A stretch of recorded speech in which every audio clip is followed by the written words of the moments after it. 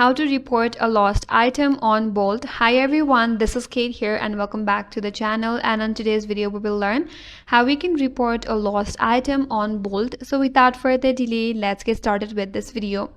So for that, first of all, open up Bolt application, tap on the three-line icon at the top left. From here, head over to your My Rights option. So under your rights, head over to Past, and under your Past tab, tap on the trip where you have lost your item. After that, scroll down and tap on Report an Issue option. There you have to select I lost an item. You could also write a short message describing the item and how to contact you. After that, submit your report. Then Bolt will try to contact the driver for you.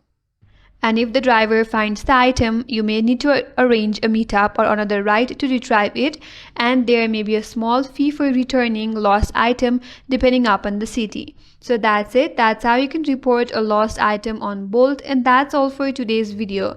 Hope this video was helpful, and if you're new to our channel, consider subscribing. Thank you for watching. Stay tuned for more videos.